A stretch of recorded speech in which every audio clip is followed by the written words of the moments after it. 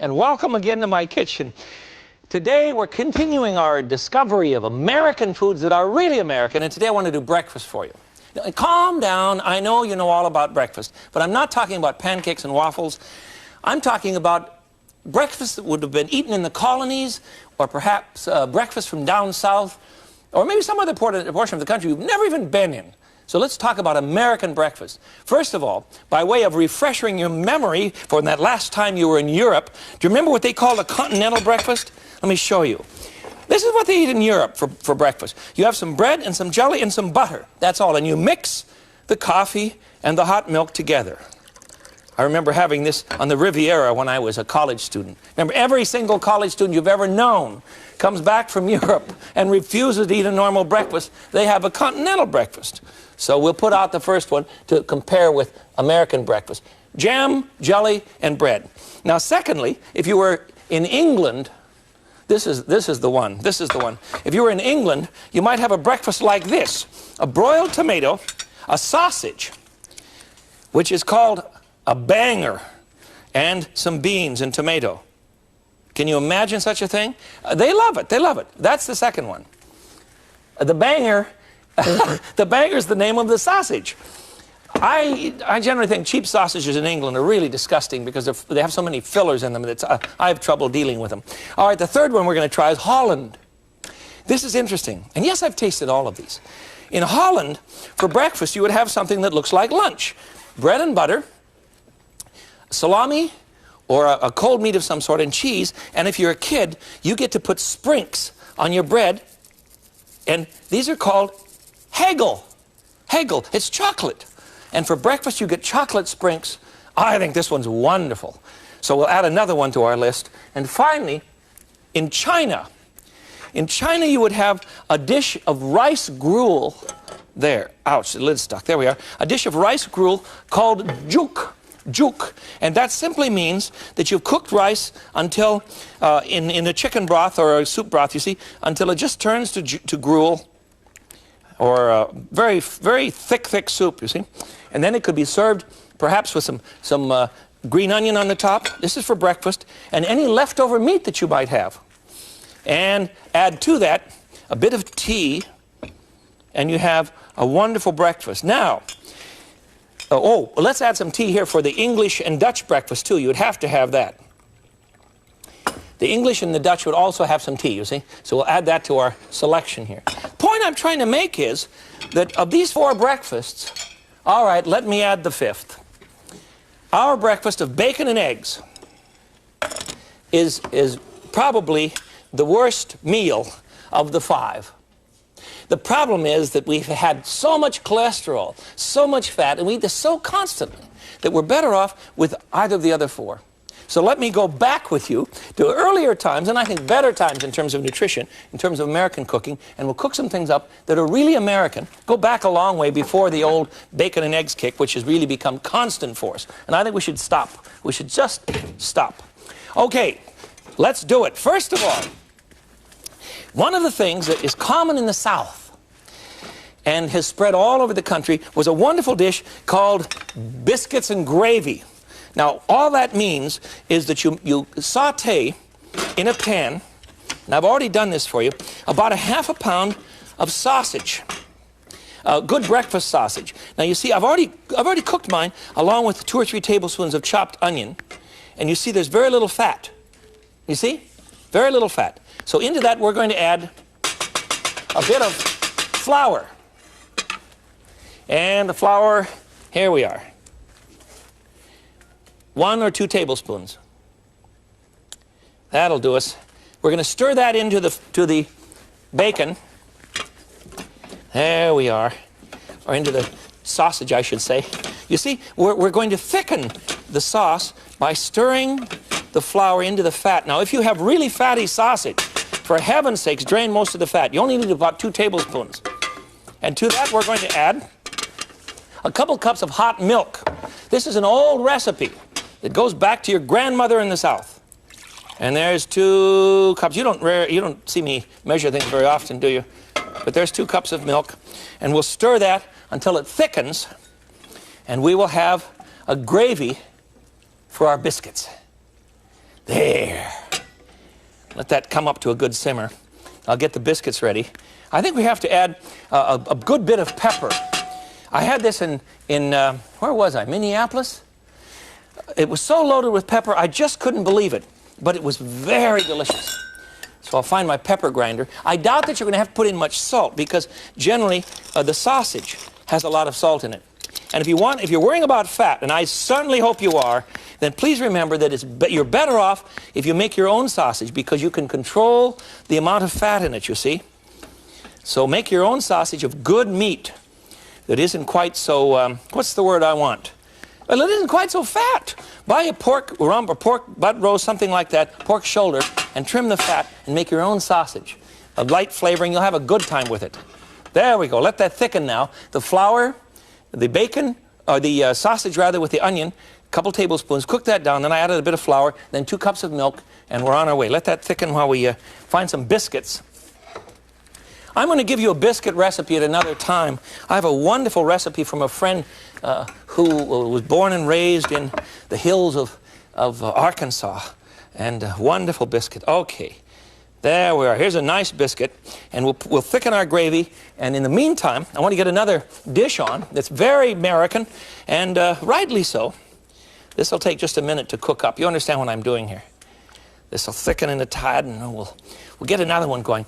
The second one I want to tell you about really is a gift to me, I suppose, of my father. What's in this? Oh, yes, I remember. He lived in Montana for a time as a kid, and his mother, Grandma Smith, Nettie Smith, really didn't have an awful lot to feed him except cornmeal mush. Now, cornmeal mush goes way back to the time of the colonies. And what I'm going to do, you know, the cornmeal was given us by the Indians, and they taught us to make something called hasty pudding, because it doesn't take an awful long time, not a long time to cook, you see. You just make what we would now call corn porridge or cornmeal mush. And if you make a batch of mush, and you do this by using 1 quart of water, boiling, a little bit of salt, and 1 cup of cornmeal. Got that? Bring your water to a boil, the salt in it, of course, then pour in the cornmeal, stirring, let it cook for about 20 minutes or so while you stir a bit off and on, and then you can mold it overnight in a nice form, you see, and this sets up. Oh, boy, does it ever set up. This is a leftover food product, of course, from I've got to stir there. Oh, the gravy's thickening now. See, this isn't the kind of gravy you thought it was going to be, is it? Unless, of course, you were raised on a farm somewhere in the Midwest. Then you would recognize this as white gravy, or sometimes called country gravy, cream gravy. Now, let me show you what to do with the cornmeal mush. I'm going to take the leftover cornmeal mush that I used for dinner the night before. That's what you would have been done. And you put it in a mold overnight and refrigerate it or chill it. And then in the morning, you can imagine now what goes on, how long it used to take to cook this sort of food. But if you do this ahead of time, you can make a batch of this a week and just use it now and then. It has very low cholesterol, you see. Now here's what you do. In the morning when it's ready to fry breakfast, you put very little oil in the pan. Now, Beatrice Miller, a friend of mine in St. Paul, Minnesota, insists on flouring hers first. And I tried it, and it's really much better than mine. Now I'm going to put this in the frying pan, you see? Flour them, and into the frying pan they go. And I've already browned some of them for you, you see? Anyhow, fry them, and you'll enjoy a wonderful treat. I'll show you how it's served. So good. My dad lived on this stuff when he was a kid. And one morning, I remember getting out of bed and finding my father down in the kitchen frying cornmeal mush for breakfast. And my question, of course, was, Dad, why are you doing this? Because for years you've told me that all you had to eat when you were a kid was fried cornmeal mush for breakfast. Why do you want to do it now? And do you know what he said? He said, because I need to taste it again. You see, there's a sense in which some foods are eaten not just because we like the flavor, but because we have to remember. And that's why I want you to eat American food for breakfast. So here is some fried cornmeal mush. Now, in the old days, of course, on top of this would go real maple syrup. Not that phony stuff, but real maple syrup. Oh, there. That is a breakfast. Now, I admit it takes a while to prepare this. Doesn't that look good? I love it. It takes a while to prepare this because you must fry the cornmeal the next morning for about half an hour, about 15 minutes on the side to get it that gorgeous brown color. So we'll replace the English breakfast with something truly delicious. Fried cornmeal mush from the Midwest and from the South. All right, the gravy is finished now for the biscuits and gravy. So let's spoon that on. I love this one. I just love this one. You cannot, in my opinion, find a more nutritious and fulfilling breakfast than a good black cup of coffee. Though I'm on decaffeinated these days, I'm sorry to say, but I should be, I suppose. And a gorgeous biscuit covered with farmer's gravy with sausage in it, or biscuits and gravy. I've eaten this all over the country, and everybody has a different version. Everybody has a variation. I like this one best. Just remember that if you buy sausage that is full of salt, you're going to have a bad time. So please don't buy the stuff that way. Buy sausage that's not going to bother you. You know what I mean? Sausage that's not so full of salt. And put lots of pepper in this. That's the secret. Or maybe a little more. All right. One more from the South.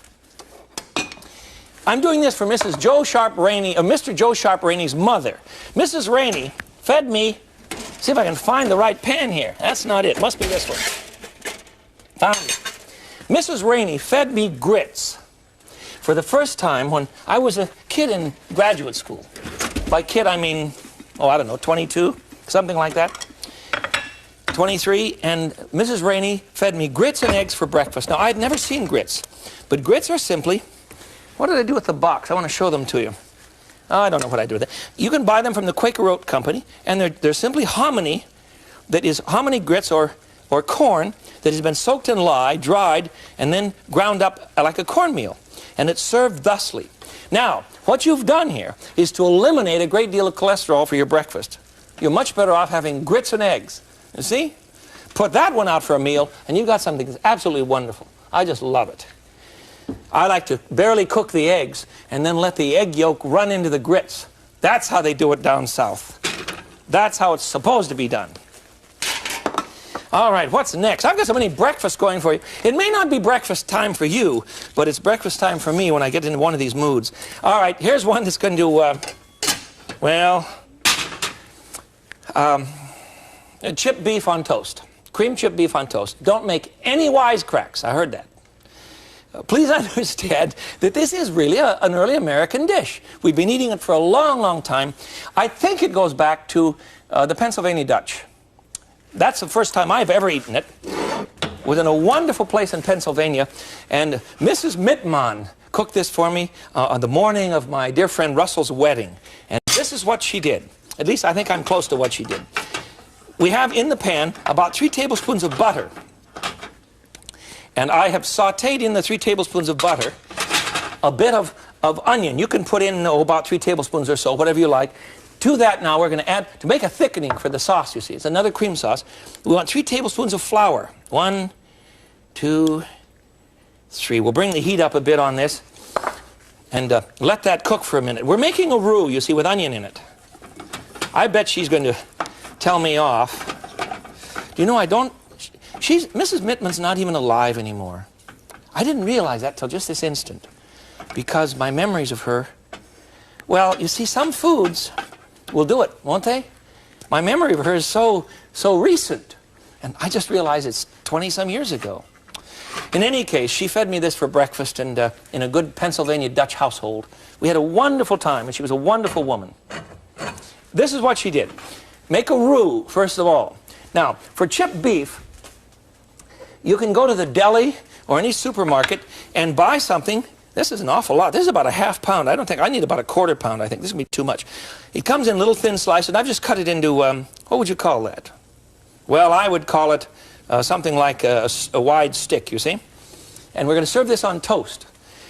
I know that there are a lot of men that say, I won't eat that because years ago, I've got to stop here and find my, what did I do with it? I always have everything ready and I lose it even at the last minute. Here it is. I'm looking for a wire whisk. Now I'm going to stir in 2 cups of hot milk to my roux, and that will thicken very quickly. And then we'll talk about some blendings here. In any case, I know some of you ate this in the service during desperate times, and I contend two things. One, part of your dislike for that dish came about because you were very, very lonely, and you'd much rather have fried chicken with someone you love. Don't pin that on the dish. The second thing is that during difficult times when we're in the services, I'm afraid the food products aren't, what should I say? They're really not up to snuff. All right, you see how quickly that's thickening? In goes the corned beef. Now, I'm not going to add all of this chipped beef. I think about a quarter pound would be plenty. That's fine. I've got too much here. For 2 cups of milk, you see, a quarter pound would be plenty. Stir that in, and now we'll add some thickening here. And for thickening, I mean some flavoring, some seasonings. And I'm going to suggest just a bit, and this is all illegal. I know Mrs. Mittman wouldn't do this. She was Pennsylvania Dutch, and you know, Pennsylvania Dutch is very, it's not bland. I don't mean to say that, but it's very straightforward cooking. It's basic. They don't fool around. But I'm going to add a shot of Worcestershire. There we are. Is that better, Boston? One of you sent me a letter and chided me severely for what I was saying. All right. And I'm going to add a bit of Tabasco.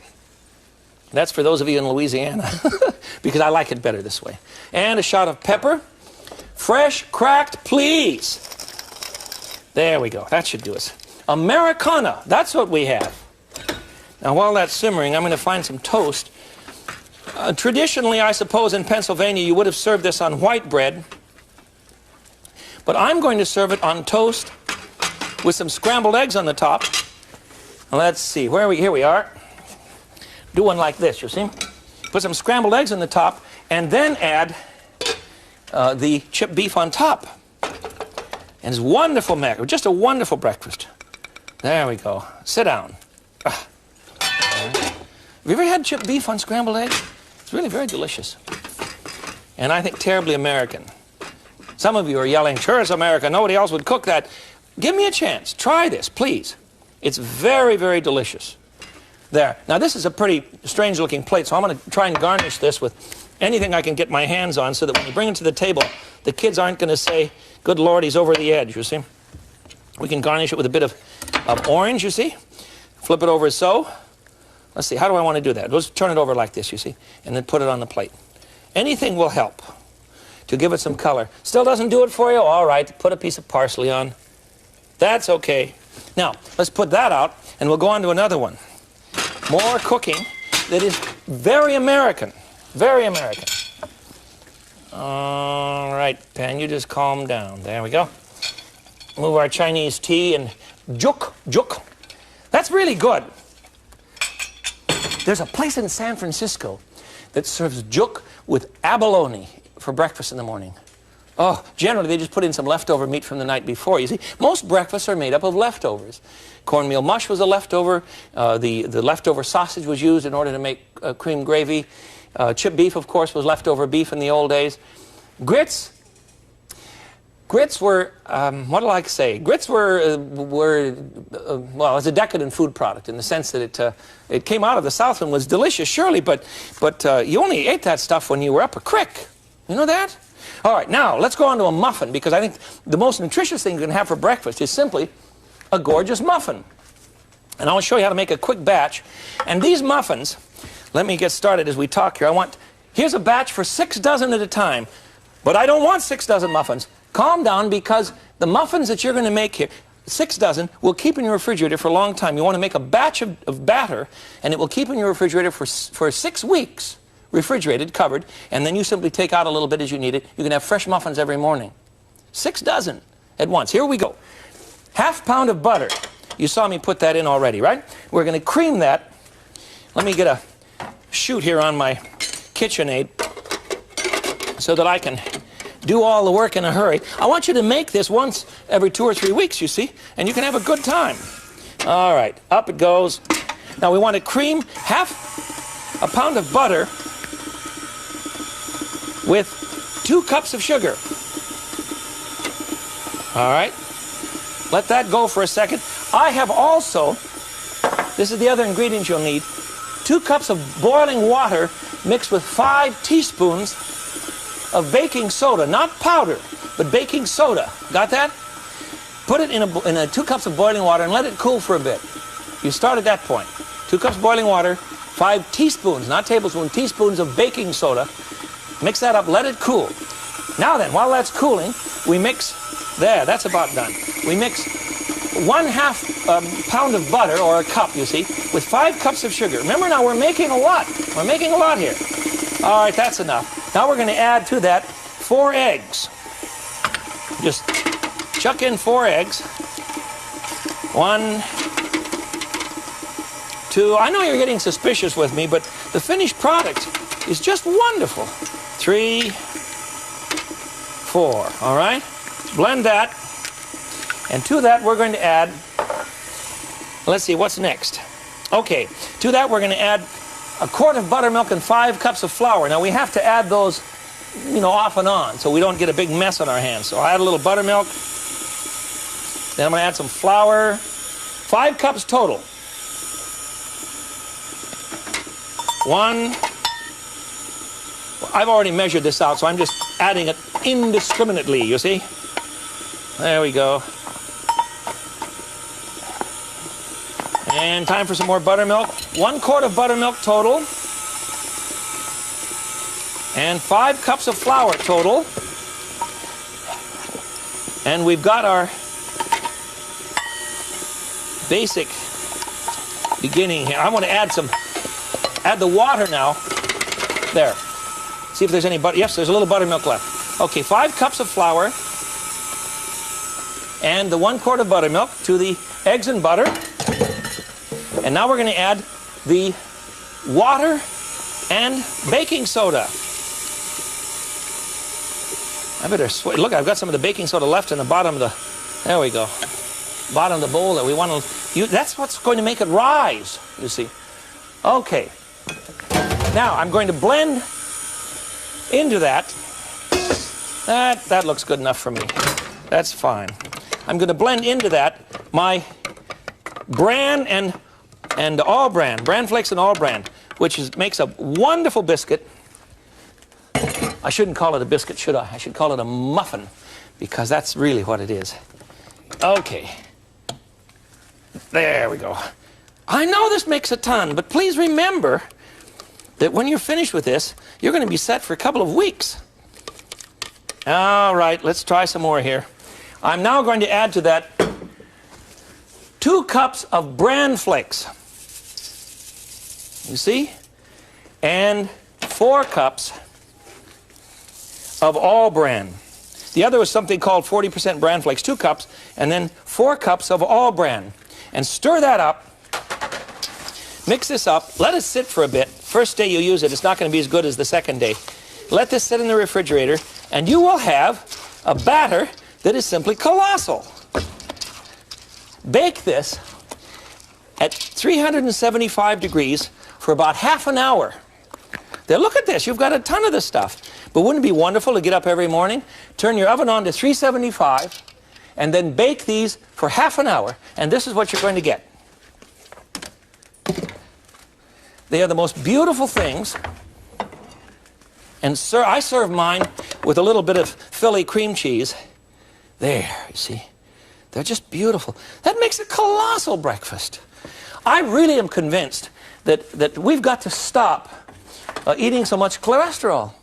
It's going to kill us. That's all there is to it. I'm not a vegetarian. You know that. I'm not down on dairy products. You know that. But I do think that we've got to cut down on our total fat intake. So please, think about some of these things for breakfast instead. I really prefer a good cup of black coffee. Let me close in here for the kill, huh? A good cup of black coffee and a muffin for breakfast or some black toast. That's much better than just about anything else you could eat. If I had time, I want it, well, I've got the sauce ready. This is for Patty. For Patty's breakfast, are you ready for this? If I make Patty this breakfast, it's all over. She'll be happy as a clam. My wife would much rather have a bit of orange juice and some champagne and a little toasted muffin on the side, and we celebrate breakfast that way. Not every morning, don't get smart with me, but it makes for a wonderful meal, and we can celebrate. Now, if your family doesn't like breakfast, and I have to admit to you that ours does not, you know, Patty doesn't talk to anybody before 10 o'clock. The boys are always on their way to school in a hurry. But if you like breakfast, please think of these things. I've suggested grits and eggs instead of bacon and eggs. You see, grits and eggs would be colossal for you. Or how about sausage a sausage in a cream sauce over freshly made biscuits? Or fried cornmeal mush, polenta, if you want to call it that, but it's an American product. Corn is ours. Or you might try some wonderful chipped beef on eggs on toast. And for heaven's sakes, have a good muffin with your breakfast. Breakfast should be a time of nutrition, of relaxation, of getting ready to face a good day. And to stuff yourself on a McBomo at a drive-in, or to stuff yourself on something that isn't nutritious is just sheer foolishness, because it weighs on your tummy all day long. So knock it off, will you?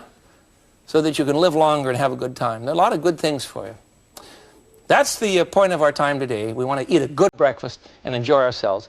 Till I see you again then, this is the Frugal Gourmet. I bid you peace. Bye-bye.